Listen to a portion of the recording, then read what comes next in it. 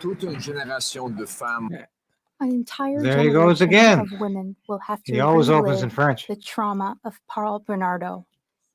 Oh, it's going to be a Bernardo day. This government Anyway, welcome back Paul to Bernardo, Take that 5 with David monster Krayden. This is from a our maximum daily security analysis facility to a assessment medium security question facility. period. He will be able to I have hope to offer some visitors. He'll be witty able to interact with and other people. insightful analysis. So bear The with Minister me. of You can Public get through it. Safety If you can said get that through it, he you was can't shocked too. by the It's news. very important we watch right We now. now know that he'd been aware for 3 months. So what he said was false. Will he resign? The Honourable Minister of Public Safety. Yes, Mr. Speaker, I was shocked. I was shocked because I was informed about this on May 30th, the day after Mr. Bernardo was transferred to a medium security institution. It was a mistake within my office. I will take tangible action now. We will always defend victims' rights. I will communicate with representatives of the families of Kristen French and Leslie Mahaffey. We will always stand up for their rights and all victims' rights. The Honourable Opposition Leader. Of Canadian women have to relive the traumatization of hearing Paul Bernardo's name. They all remember his horrific and monstrous crimes. They learned that this government decided to free this monster from maximum security prison and allow him to go to medium security, where he'd be able to interact with other people, have visitors, and enjoy other liberties. Now, this minister claimed this was all a big surprise to him.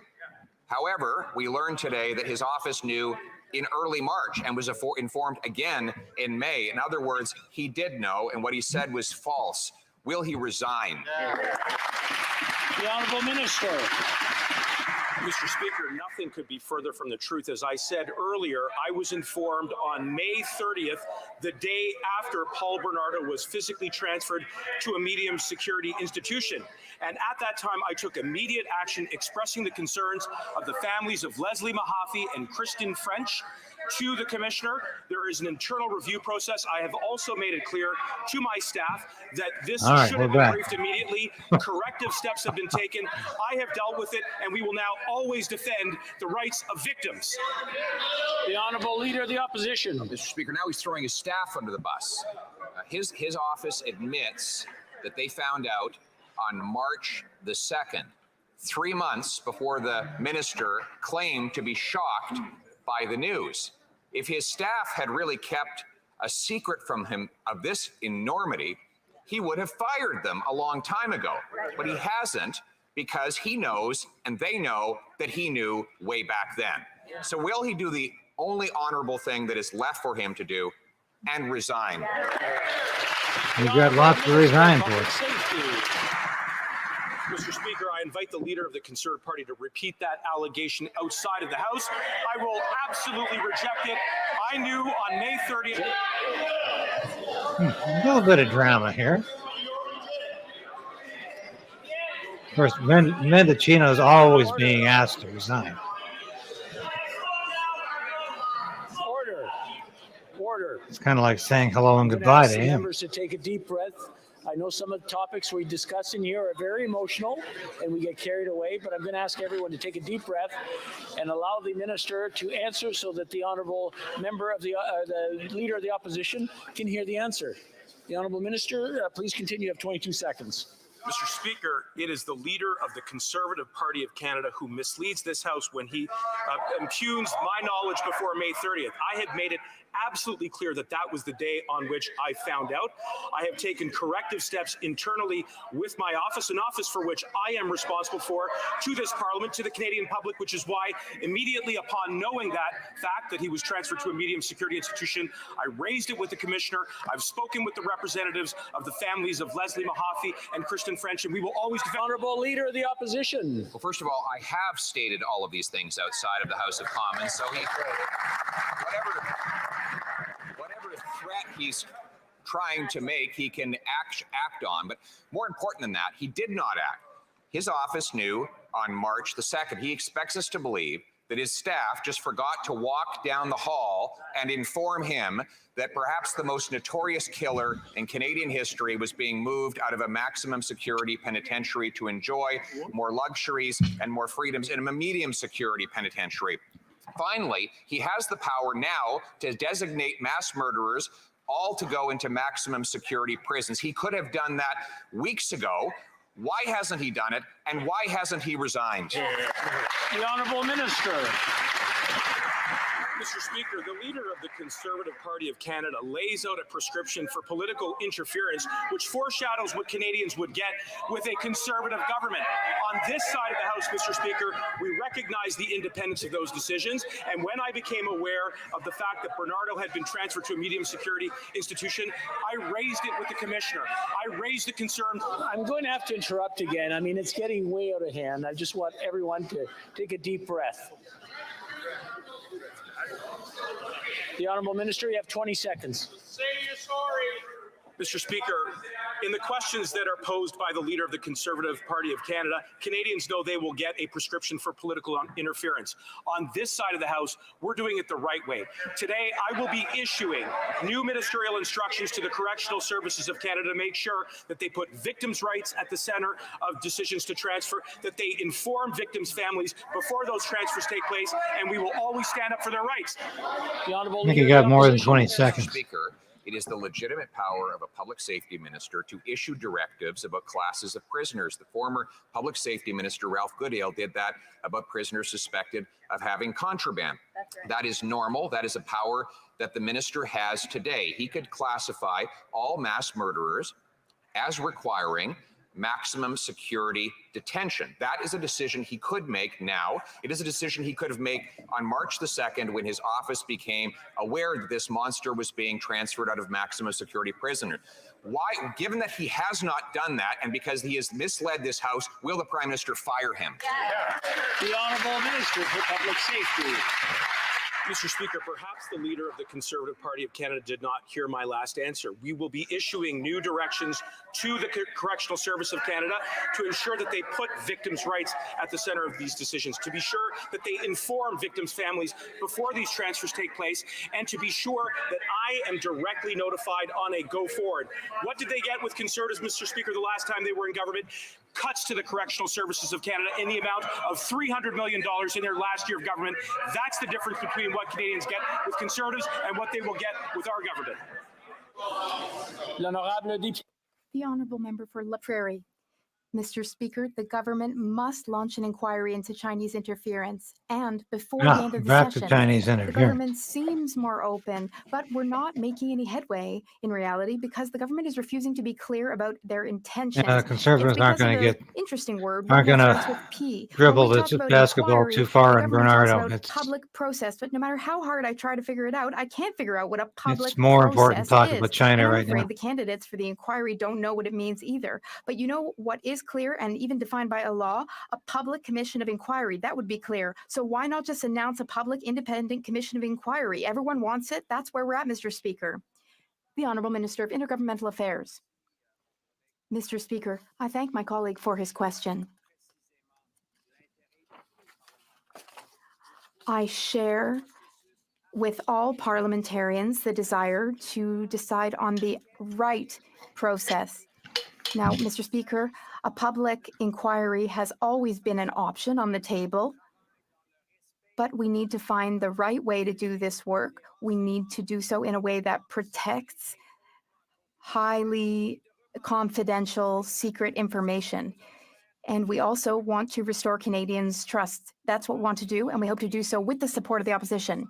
The Honourable Member for La Prairie. Public process again. Mr. Speaker, it's not easy to get facts out of them. When we talk about an inquiry into interference, it's like the government is playing a game of not yes, not no, but it has to say yes. They need to say yes because it's just too important. The government has a duty to launch this inquiry before the end of this session. In order to do so, the government must first announce the format of the inquiry, which should be a commission, and two, ensure that the commissioner is truly independent. No one will accept the position of commissioner if the government keeps its intentions secret. So, public and independent commission of inquiry. One question, yes or no? The Honourable Minister. Mr. Speaker, I said yesterday that we appreciated the Bloc Québécois letter.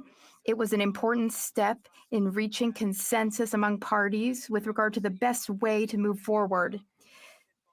Now the colleague says he wants a public independent commission of inquiry. Maybe he didn't hear me. I said that that is an option on the table for the government. That said, Mr. Speaker, we do need to define the terms of the public inquiry. We need to define and determine the process the right way. We need to determine how we're going to protect confidential information, what the timelines will be, and who the right person should be to lead this inquiry. The Honourable Member for Burnaby South. Office of the Public Security Minister. We just have found out that his office was aware of the transfer of Paul Bernardo out of maximum security 3 months ago, but the minister claims that he only knew about it on May 30th. If the minister can't keep his house in order, how is he going to keep the country safe? When will the minister stop waiting beside a fax machine and start checking his emails for these serious updates? The Honourable Minister for Public Safety. Sir, I want to thank my colleague from the NDP for his question. As I said earlier in this chamber, that I was notified on May 30th, the day after Paul Bernardo was transferred to a medium security institution. I have taken corrective steps to deal with the issues within my office, and going forward have indicated that we will be issuing new instructions to the Correctional Service of Canada to put victims' rights at the very center of transfer decisions, to make sure that victims' families are notified, and that is something that I will continue to be focused on every day. That is defending victims' rights. Well, member He's for beyond feeling any remorse or guilt for his lies. The director of CSIS confirmed in committee that his department had indeed informed the Minister of Emergency Preparedness, when he was Minister for Public Safety, of the information concerning the member for Wellington Halton Hills. I quote the director. He said, "I shared the information with the Department of Public Safety with very specific instructions to share it with the minister." This is not Mendicino's day. So, can the minister confirm to this House that he is now able to check his emails? Honourable Minister for Emergency Preparedness. Speaker, I'm pleased to have an opportunity to clear up a misunderstanding the member opposite appears to have. Mr. Speaker, the National Security and Intelligence Advisor, the public safety officials, and Director Vigneault have all been very clear. Ministers and their offices do not have direct access to top secret electronic networks. Mr. Vigneault did not send his note to me, nor did he notify me that the information had been sent. Director Vigneault had many opportunities to brief me, and unfortunately never briefed me on the contents of his note. L'honorable député de No, Blair. What an atrocity. Mr. Speaker, when we found out last week that serial killer Paul Bernardo was being transferred from out of maximum security, the Minister of Public Safety said he was surprised. But according to the CBC, staff in his office knew about the transfer for 3 months. So this is incomprehensible. If ministerial responsibility means anything to the minister, he should resign. Will he? No, I'm going to get the Honourable Minister same of Public answer. Safety. Mr. Speaker, as I stated, I was shocked by the Correctional Service of Canada's decision to transfer Mr. Bernardo.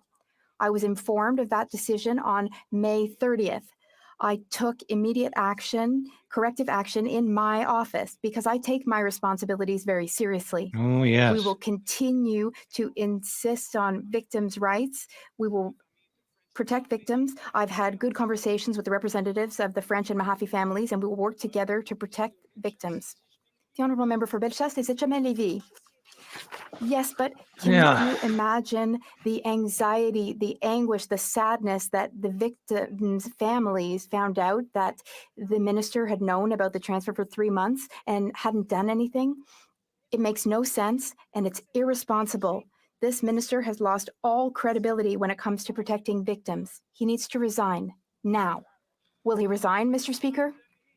The Honourable Minister. Mr. Speaker, my colleague is incorrect. I found out on May 30th, as I've said many times now. I am taking action. I will provide new instructions to correctional services. Correctional services should inform victims' families before making the decision to transfer. They should also directly brief me as Minister of Public Safety, and we will always stand up for victims' rights. The Minister of Public Safety told Canadians that he relied on the advice of law enforcement to implement the Emergencies Act. That was false. He told Canadians that the Beijing-run police stations in our country were closed, she's and that lifting was all false. And the then he lies. told Canadians that he didn't know about a child rapist and murderer, Paul Bernardo's transfer out of a maximum security prison. He stood in front of the victims' families and acted shocked. He knew for 3 months, and now he's throwing his staff under the bus. So which staff what member liberals did he always do. fire? Throw their stuff. The Prime Minister throws his ministers under the Mr. bus. Speaker, you're absolutely right. I stood with the families of Kristen French and Leslie Mahaffey because I have great care for them, as do all Canadians. That's why I called the commissioner to express my concerns. That's why she's conducting a review of the decision. That's why I'm issuing new instructions to the CSC. The honourable colleague refers to the Emergencies Act. I will always defend this government's decision to invoke that act. While we were working around the clock to restore public safety, what were the Conservatives doing? What was the leader of the Conservative Party doing? He was serving up Timmies, Mr. Speaker. In this side of the House, we will always Yeah, he was defend meeting law with and the order. Freedom Convoy, and you people were smearing If he them. claims he doesn't read emails, if he claims he doesn't get briefed by staff, if he claims he doesn't get briefed What a by carcass. officials, if he claims he doesn't tell the Prime Minister anything, what does he actually do here? He told the families of Paul Bernardo's victims that he had He no sucks knowledge up of air. the transfer. He That's pretended all that he had no Mendicino idea. does. He re-victimized the families of He's the just victims, wasting and he doesn't space. have the trust of Canadians. His own caucus can't even look up at him. Minister, there is only one option: resign. Could have resigned months ago because he lied about the Emergencies Act. He lied about the Freedom Convoy. Oh, and this piece of baggage gets up. This deplorable House leader.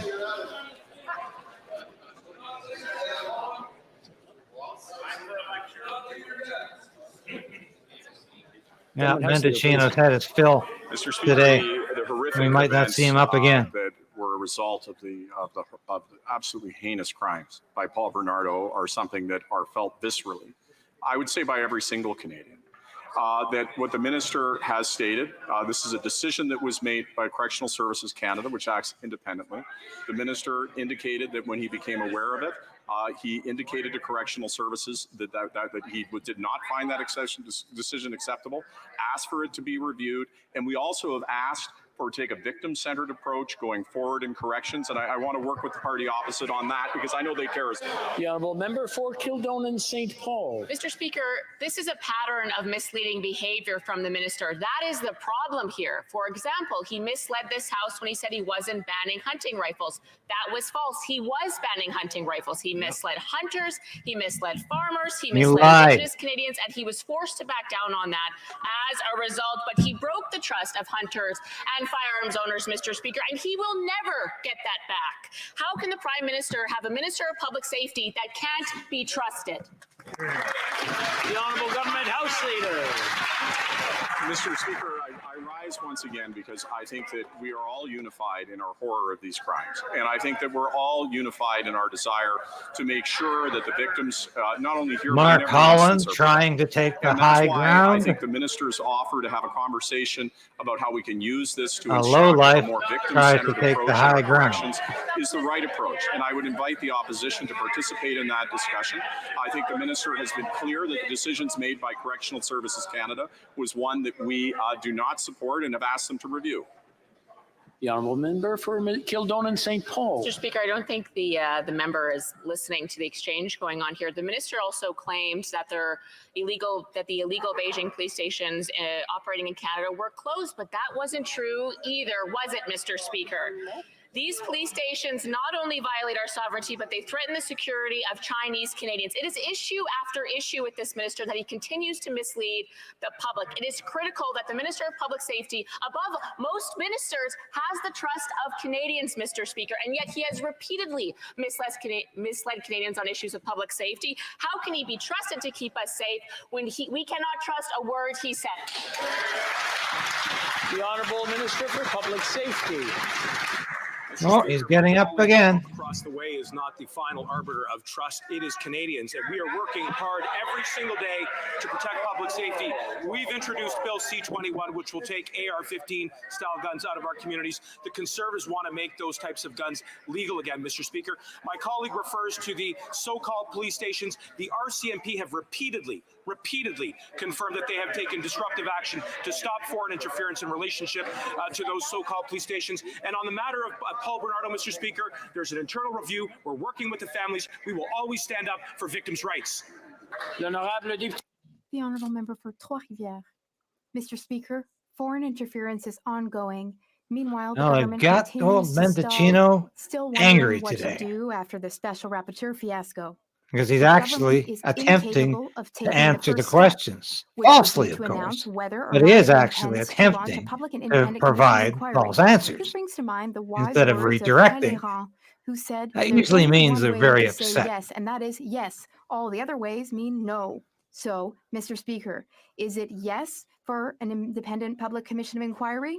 The Honourable Minister of Intergovernmental Oh, Affairs. yes, we're going to see Mr. Oral Speaker, Dominic again. I am happy to repeat the answer I gave another bloc member a few moments ago. We have always said that Canadians and parliamentarians and the country as a whole would benefit from a public process which will follow the report and recommendations of Mr. David Johnston. We have the opportunity to work together to determine what type of process we will have, as well as who will lead the process, the terms of reference of the process as well. I look forward to continuing to work with opposition parties. The Honourable Member for Laurentides-Labelle. Mr. Speaker, for nearly 4 months now, when it comes to Chinese interference, the government has been giving us a pro-seminar on how to buy time. Now, almost 4 months later, we're back to square one. We have no more time to waste, Mr. Speaker. If we want the Commission of Inquiry to be able to shed light on interference before the next elections, and with our summer recess just around the corner, we have to start the inquiry now. Time is running out, Mr. Speaker. Will the government finally announce a public and independent Commission of Inquiry? The Honourable Minister. Mr. Speaker, once again, I agree with our colleague when it comes to the importance of taking action quickly. I've said it before. I'll say it again. Hopefully, the opposition parties and the government will be able to agree on a process by next week. It would be in the best interests of Canadians that we get that work done. I truly appreciated the letter I received from the Bloc Québécois yesterday. I have had promising conversations with members of other opposition parties, even just today. The work is ongoing, Mr. Speaker, and I feel positive about it.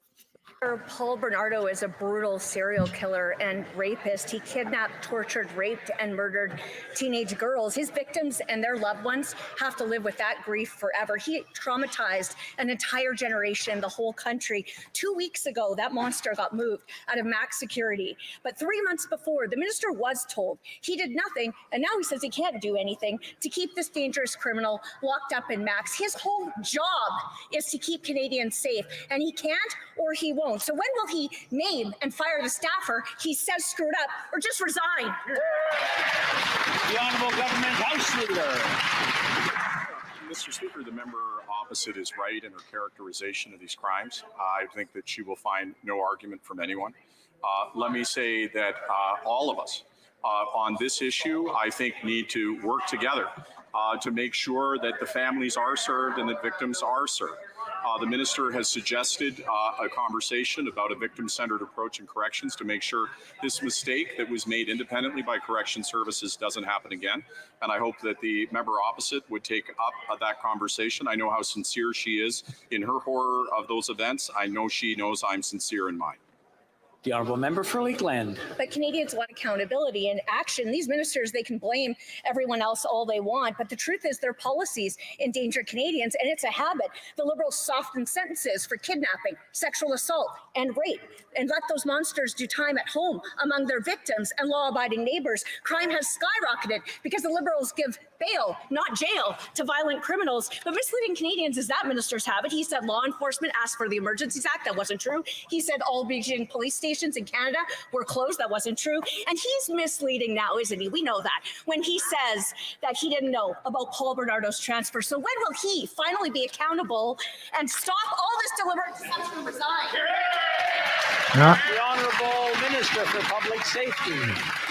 one more kick at the can, I want to be Mendicino. absolutely clear again that I found out about this decision on May 30th. I agree with my colleague that I'm having a hard time hearing the There- answer. I'm sure many other There's got members to are be as well. concrete I evidence just want to remind some that he members did they have not very find out strong on May voices. 30th. Maybe they're just trying to talk to someone close to them and their voices are very loud. I want them to be very mindful This of speaker's the just too much. strength of their voices. The Honourable Minister. Mr. Speaker, as I've said on numerous occasions, I was personally informed on May 30th, the day after an independent decision was taken by CSE to transfer Paul Bernardo. I expressed shock and outrage at the time, along with the families. I should have been briefed immediately by my staff. I have dealt with that matter internally through corrective steps, and going forward, we have new instructions to the CSC coming to put Corrective victims at steps. the What, very did you fire center somebody? of these Or decisions. did you just We will throw ensure they are somebody under the notified bus, so that we can take a as you trauma always informed do? approach. The Honourable Member for South Surrey White Rocks. Paul Bernardo is a serial rapist and murderer who targeted teenagers. He deserves to stay in a maximum security prison forever, full stop.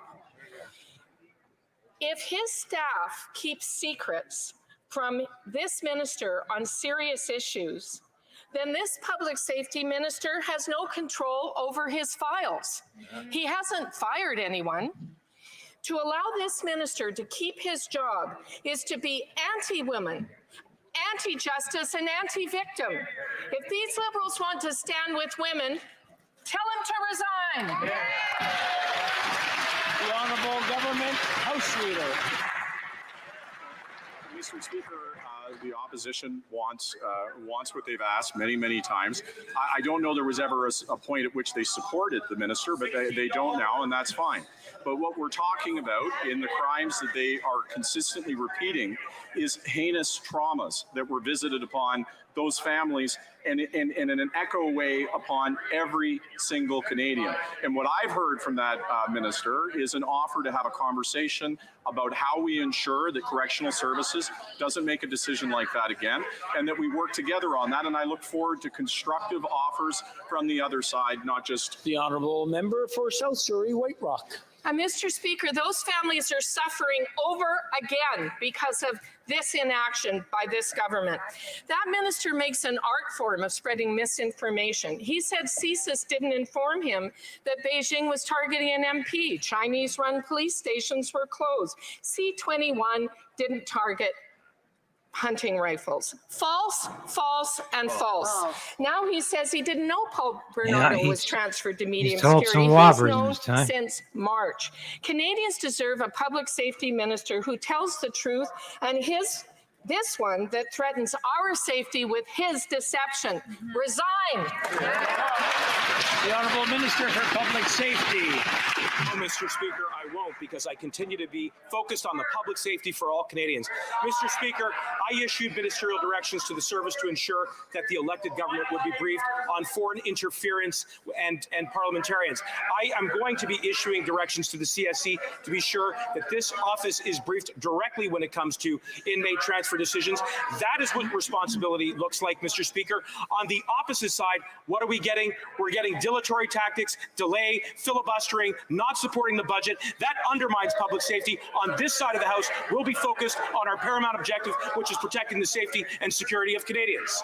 The Honourable Member for Burnaby South. Oh, the old bag of wind got a Called second the win. CEO of Loblaws in front of committee and told him he's got to stop gouging Canadians, because the reality is greedflation is a massive contributor to the cost of living going up. But neither the Liberals or the Conservatives have the courage to even mention it. That's true. Yesterday, it was confirmed in committee with the groceries affordability report that there needs to be more transparency. And yes, the federal government can do a lot more to bring down the price of groceries. So Oh, when will this prime wait for minister the start grocery protecting rebate in the billionaires mail. and start This- standing up this for is how they'll Canadians? respond. The Honourable Minister for Tourism. I stick up for Tourism? Canadians every day on on this side of the House, and that's why our budget has measures in place to make sure that Canadians can actually get through this inflationary cycle. But Mr. Speaker, let's take a look at what we've done on the tax front. We've permanently raised the corporate income tax by 1.5% on the largest banks and insurance companies. We've put in a Canadian recovery dividend for those banks and insurance companies that made more than $1 billion in profit. And Mr. Speaker, we've also put in a luxury tax on vehicles and planes. Mr. Speaker, we're making sure that tax fairness is integral to how we approach things in Canada. We'll continue to do that work. For Nanaimo, What Lady the Smith. hell kind of answer was every that? election, the Liberals campaign on electoral reform. Yet the only thing the Liberals have done is leave a trail of broken promises. Canadians are feeling increasingly disengaged, not seeing their votes represented. People don't want political games. They expect action. The NDP believe all Canadians deserve a voice in our democracy. So my question is simple, Mr. Speaker. Will the Liberals make right on their promises and implement a citizens' assembly on electoral reform? The Honourable Minister for Intergovernmental Affairs. Mr. Speaker, I thank our colleague for the question. What we're focused on is working collaboratively, in fact, with the NDP. Her colleague and I have had a number of meetings to talk about how we can implement the agreements in the supply and confidence agreement to make voting more accessible, exactly as our colleague identified, to ensure the greatest number of Canadians can participate in the democratic process, to deal with issues like mail-in ballots, allowing people to vote at different polling stations, ensuring, Mr. Speaker, that our electoral system is safe but accessible also to the greatest number of people in the easiest way. Those are our priorities. I'd just like to point out to the Honourable Member for Prince George, Peace River, Northern Rockies, I realize you have a very strong voice and we can all hear it. I just want you to realize that yourself. The Honourable Member for Don Valley East. Thank you very much, Mr. Speaker. Mr. Speaker, it is no secret that Canada is a top destination for many travelers from around the world. Though we experience cold winters, Yeah, it's a great place Canadians to come are to known die. for their warm welcome. Thanks In my to riding of Don Valley, medically we have a assisted very vibrant Caribbean population whose love. That's what it's become a destination are for. hoping to visit Canada and spend more time with their loved ones. In fact, Mr. Speaker, as we speak, my Auntie Maria is visiting from Trinidad. Right. There has been some updates in the visa process here in Canada. And I'd like to ask the Minister of Immigration, Refugee, and Citizenship to share some of these updates with us in the House today. Great question. Honourable Minister of Immigration. Thank you, Mr. Speaker. I want to thank my honourable colleague for his question and for his advocacy for liberalised travel policy when it comes to Canada.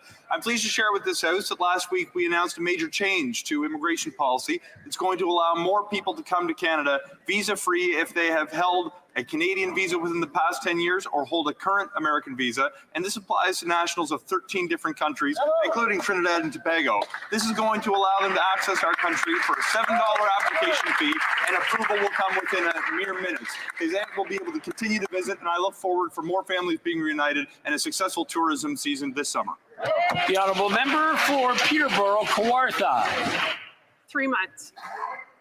3 months. The Office of the Minister of Public Safety knew that Canada's most heinous criminal was being moved from maximum to medium security. Paul Bernardo is a serial killer, a serial rapist, and without a doubt, the most heinous monster of our time. Yet this minister didn't tell the victims' families and pretended to be shocked by the news. Today, Conservatives demand the minister stand in this House, apologize, do the right thing. Just say sorry and resign. If you care about these victims' families, Mendicino can never say sorry, even though he's a pretty sorry-ass minister. I just want to remind the honourable members to place their questions through the chair, not directly to each other, and the answers for that matter. The Honourable Government House Leader. Mr. Speaker, it's just to observe that I don't think that casting aspersions about whether anybody in this House doesn't feel absolute horror and repulsion at these crimes. It just isn't a constructive or useful approach to accuse anyone of not caring about these families or these victims. The member obviously knows, just as she cares deeply about what happened in those crimes, so does every member of this House. There's an opportunity to talk about how we can ensure the decision that was made by Correctional Services Canada doesn't happen again. And that is action. And that is an opportunity that we have to take this together. The honourable member for Peterborough Kawartha. The Minister of Public Safety can't even stand in the House and answer the question I just gave him. He can't even look in that camera and say to those victims' families, I'm sorry. Instead, he wants to divert. He wants to blame everyone else. He is the minister. The buck with public safety That's a good stops with question. him, no one else. Hey, this is good. Will he resign? And if he won't resign, tell us right now which staff member is going down for not telling him. Where are we? Minister for Public 34. Safety. Pretty good. Yeah. Mr. Speaker, I want to assure that member and all members in this chamber that I grieve with the families of Leslie Mahaffey and Kristen French. I said so when I first communicated my shock and outrage at the decision of the CSC. I said so this morning when I spoke to the representative for the families. I think all members can and should empathize with those families, with the families of all victims, and we will continue to do everything that is necessary to put their rights at the very center of those decisions which are taken around the transferring of inmates. That's precisely what I've done today by signaling new instructions to the CSC. The honourable member for Calgary Nose Hill. I remember sitting here 5 years ago when the public safety minister said he would make changes to the prison transfer program when another child killer, Terry Lynn McClintock, was transferred to a minimum security healing lodge. You know, right now, I am struck by the fact that the Prime Minister has only ever fired one person. So I've got to wonder, does the minister think the reason the Prime Minister hasn't fired him, well, he did fire Jody Wilson-Raybould for doing the right thing, is because of Jody's gender? Oh, The honourable good House Leader. Mr. Speaker, I would say that, again, I've offered many times to have a constructive conversation around specifics about how That's we a can good deal one. with the decision made by Correctional Services Canada. Instead, you know, we're getting into what I would categorize as very partisan territory on an issue that is extremely sensitive, that we're dealing with victims here that we all care about. And I look across to the member. I know that she cares as much about this as any other member does in the House. So let's have a constructive conversation. I would suggest that victims is not a... The honourable member. Unfortunately, Trudeau's not there Respectfully, to answer I would that. argue the government has had 5 years to have a constructive conversation with this. Since Terry Lynn McClintock was re-victimized, her family was re-victimized when she was transferred to a minimum security prison. You know, my colleagues have already lined down the litany of failures of this minister. It's not just the Bernardo issue today. So if he won't admit a gendered aspect to the firing in his cabinet, which I think is true, will he at least have the courage to name which one of his staff he's going to make fall on their sword for this issue? The honourable government House Leader. Mr. Speaker, They've got all of us, Mendicino there. unfortunately, have had our lives touched with crime. That is And look at this something sanctimonious that, SOB. unfortunately, some have to live with. And unfortunately, in the case of these victims, in the most horrific and awful way. The only thing that is gendered about it is, unfortunately, women are more often the victims than not. But we're having responsible, mature conversations about that and about how we deal with an independent, and because corrections is independent, we cannot direct them. How we create policies that make sure that we have the right outcomes is the conversation that we need to have. L'honorable député. The honourable member for Avignon-le-Métis, Matapédia. Mr. Speaker, yesterday the director of CSIS confirmed that he had warned the minister in a memo that a member of parliament was being threatened by China. But the note was apparently lost in limbo because the Minister for Public Safety was never notified. Yesterday, we also learned that the same bad luck had befallen his his public safety colleague. His office had known for 3 months that Paul Bernardo would be transferred from prison, but he was never notified either. Why is it that when it comes to security, everyone knows about these things apart from ministers responsible for the matter? The Honourable Minister. Mr. Speaker, the former Minister for Public Safety. This exercise noted Marco that he had not been Mendicino's had in notified by ages. CSIS, and that is the Standing up and sitting down. A file I dealt with to make sure that information will be briefed by CSIS when the House rapidly as leader's up possible there when there are incidents that have to do with foreign interference. trying to protect his butt. He's slumped over in his chair looking like he just took a bullet. For CSIS to protect the rights of victims. The Honourable Member for Avignon-Métis Metapedia. Mr. Speaker, this brings us back to the heart of Chinese interference. The Prime Minister is also unlucky with his briefing notes, apparently. They get lost in limbo. He too was never warned of the threats against the MP for Wellington Halton Hills. Even though CSIS produced a briefing note and briefs the Prime Minister every week, the information was lost halfway through, as with his two security ministers. Mr. Speaker, are all their cabinet ministers dysfunctional, or is it the ministers who manage to know just what suits them? The Honourable Minister for Intergovernmental Affairs. Mr. Speaker, when it comes to intelligence sharing, when there are threats to MPs from abroad, we recognise that there was a shortcoming and we have corrected it. The Minister for Public Safety gave clear instructions from here on in. This kind of information must be shared, not only with the minister responsible, but also with the parliamentarian who is being targeted. This is a positive change that we have implemented. Member for Niagara Falls. Speaker, it's unacceptable that the families of the victims of Paul Bernardo were only informed of his prison transfer after it had taken place. They have every right to be shocked and outraged. But the Minister of Public Safety has absolutely zero excuses, especially when he and his staff knew of this transfer for 3 months. Paul Bernardo should be in a maximum security prison. When will this minister do the right thing? Canadians deserve better. Victims' families deserve better. Will this minister resign?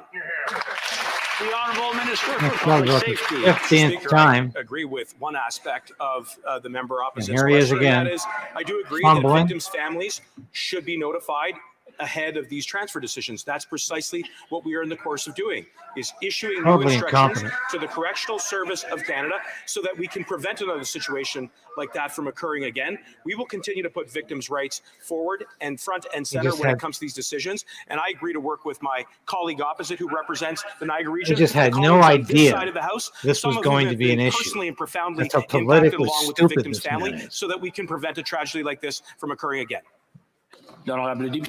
The Honourable Member for Charles-Saint-Charles. Mr. Speaker, CBC reports that the Minister of Public Safety staff knew that Paul Bernardo would be transferred to a medium security facility 3 months before it happened. Neither the Deputy Minister or upper officials were aware. So, can the Minister say who committed the mistake and has this person been fired? It was Jody The Honourable Wilson-Raybould. Minister. Mr. Speaker, I would like to be clear. Errors in my office have been addressed by me today. It is important for us to focus on the rights of victims. And today, I am emitting new directives to correctional services that will put the rights of victims at the heart of our approaches when it comes to transferring or not offenders. If This will anybody, make sure that in I the don't think future, there is anybody. that It's will his make sure fault that I, entirely. as Public Safety Minister, And he just will won't get admit to that. information directly when such a decision is made. The Honourable Member for Charles-Saint-Charles. Mr. Speaker, the Minister admits that there has been a whole comedy of errors in his office, as we saw in January when the Minister stated that the Safe Third Country Agreement was great for Roxham Road. Hundreds of illegal migrants were coming through, however. 2 months later, however, the Prime Minister and President Biden reached an agreement to close Roxham Road, but the Minister had said that it was impossible to close it. It's a comedy upon comedy of error. So, will they finally fire these people? And will the Minister finally resign? It took 1 day to close Roxham Road. The Honourable Minister. Mr. Speaker, my colleague, the Minister for Immigration, has signed a new agreement with the United States with two objectives. One, to protect the rights of refugees, which is essential. And second of all, to strengthen the integrity of our borders. That's exactly what we are doing with new investments for the CBSA, $450 million. We will always protect the rights of refugees, and that has been put forward with this new agreement. The Honourable Member for Sudbury. Mr. Speaker, the He's Conservative looking for the Party would backbench, have you believe that hoping the he abortion can debate escape is over, but place. it seizes every opportunity to reopen it. Recently, the member for Yorkton Melville tabled a bill to restrict women's rights to reproductive health services. What is reproductive health services? We What does cannot that take mean? this right for granted. Are we Can the talking Minister about tell us killing what babies? our government is doing to protect the right to choose? These people are so The addle-headed. Honourable Minister for Sports. Don't talk about murder with Thank the member for euphemisms. Sudbury for her question and her advocacy on this important issue. Oh, and here's another I want work. to reassure her and reassure all Canadians that we will not allow the Conservative Party, we won't allow them to do sneakily what can be done overtly. They are trying Canada to has no stop abortion women law. from having the right to choose. They're Canada trying is to, among the few gain countries votes in the by world reopening with the no abortion abortion debate. law. It's a shame. This It's a woman is shambles in lying. 2023. The Liberal This government minister will is always be lying. there to defend the rights of women. Thank you, Mr. Speaker. Leader of the opposition. It is atrocious that Canada has unrestricted abortion on Canadians find it demand hard to up feed until themselves the in last papers, the Prime minute of Minister birth. disbursed $200 million to the Asia Investment Bank. Now, this bank's head of communications has revealed through her resignation that the bank is controlled by Beijing in order to strengthen the Chinese empire throughout the world with Canadian taxpayer money. Will the Prime Minister claw this money back for Canadians? And will he redisperse it to Canadians? The Honourable Minister for Tourism. Why do they Mr. keep Speaker, calling the this Deputy guy Prime the Minister Minister of Tourism? stated earlier today in response to this question, the Government of Canada will immediately put an end to all activities, government activities. He's the bag man for the She's Minister of asked Finance. the Department of Finance to study allegations made and Canada's position with the Asia Investment Bank. The Government of Canada will discuss this matter with its allies and partners that are members of the bank. Thank you for everybody commenting today, by the way. I'm reading your comments as they come in. Yes, you're quite right. Conservatives told Canada shares the no abortion law with North Korea. He had no Very business true. sending over $200 million tax dollars to the Beijing-controlled Asian Infrastructure Bank to fund pipelines and roads and bridges over there. Now we've been proven right by the head of communications for that very bank, who's resigned, saying that it's dominated by the Communist Party and being used to build Beijing's empire around the world. The government says it's going to cease operations now, but the question is, where is the $200 million of Canadians' money that he gave that bank? The Honourable Minister. Speaker, as the Deputy Prime Minister said earlier today in response to this matter, the Government of Canada will immediately halt all government-led activity at the bank, and she has instructed the Department of Finance to lead an immediate review of the allegations raised and of Canada's involvement at the AIIB. Hoodwinked again. We'll also be discussing this issue with our allies and Captive to partners who are China. members of the That's bank. the story The of review this announced liberal today is to be Trudeau undertaken government. expeditiously. No outcome is being ruled out following its completion. Honourable Leader of the Opposition. That wasn't the question. Conservatives agreed with Japan and the United States that refused to give money to the Beijing-controlled Asian Infrastructure Bank. We pleaded with the Prime Minister not to throw our money away on this enterprise that was designed to expand Beijing's empire around the world, building infrastructure in other countries. But 200 million Canadian tax dollars has gone into this bank. So I will ask for a third time, where is our money and how will we get it back? The Honourable Minister. Well, you ain't going to get it back. Mr. Speaker, I'm happy to repeat that the Government of Canada has halted all activities, all government-led activities at the AIIB, and our government has instructed the Department of Finance to lead an immediate review of the allegations to end Canada's Canada's involvement. They got this at the part AIIB. catcher on the Mr. Speaker, defensive here. This review is to be done expeditiously, and no outcome has been taken off the table. The Honourable Member for Lac-Saint-Louis. Monsieur le Président, hier, le projet de loi. Mr. Speaker, yesterday, Bill S5, which seeks to modernize the Canadian Environmental Protection Act, which Here's an ass-patting had not question. undergone a major overhaul in more than 20 years was adopted. Parliamentarians spent more than 50 hours working on this bill.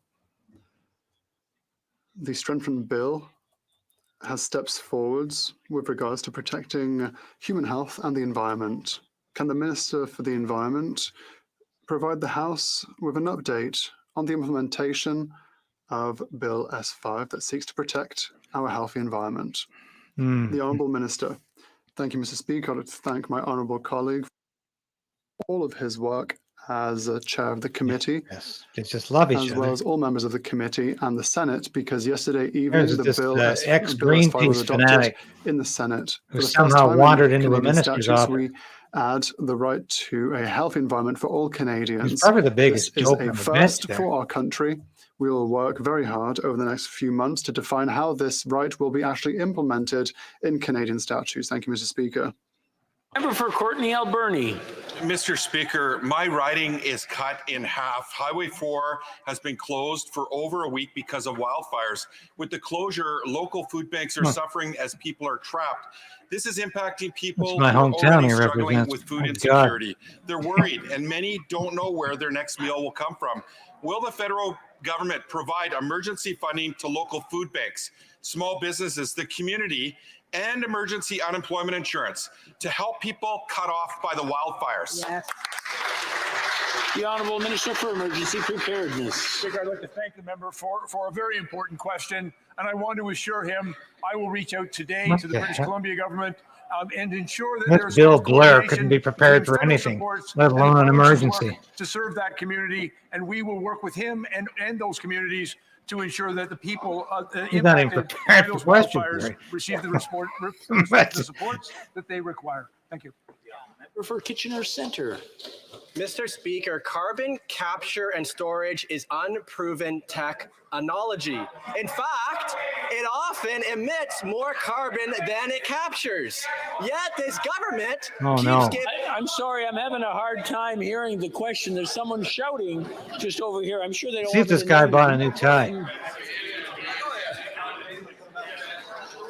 No, I think he's wearing the same outfit. Member for Kitchener Centre from the You wonder if these people ever leave their office. Speaker, carbon capture and storage is unproven technology.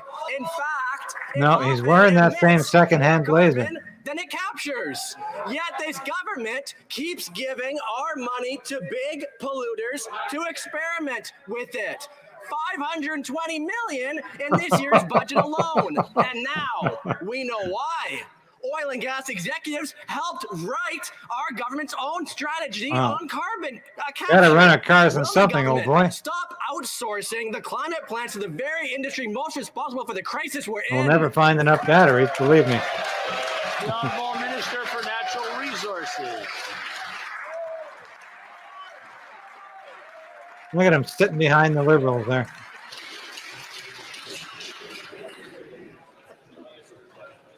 Okay, let's give it a second to calm down. I think we're ready. The Honourable It kind Minister for Natural of, they're Resources. probably wondering why he got a little Mr. unhinged Speaker, there. to my honourable colleague, I would certainly say that his technical assessment is simply wrong, and I'd be more than happy to sit down and have a conversation with him about carbon capture and storage technologies. The development of thoughtful policy requires gathering input broadly, including environmental organizations, including Indigenous peoples, including civil society, and including industry. When we were developing the carbon management strategy for Canada, there were 1,500 organizations and individuals that provided input. The advisory group that was referenced by the honourable member included a whole range of people, including Ed Whittingham, the former executive director of the Pembina Institute. And I'm afraid that's all the time we That's have all for the time. question period today. See, too, they're talking to the I wish to draw Well, the thank you, attention of the everybody, members to the for presidency joining me gallery today. of Thanks the for your Honourable John your Reyes, thoughtful comments. Minister of Labour and Getting Immigration through for the another province of question period. I know it can be Manitoba. rough at times, but it's important we watch this, especially because Trudeau is trying to distract us from the China election interference scandal, from the public inquiry, and he's doing his best to evade a lot of important questions right now. So let's keep on watching all week and into the next.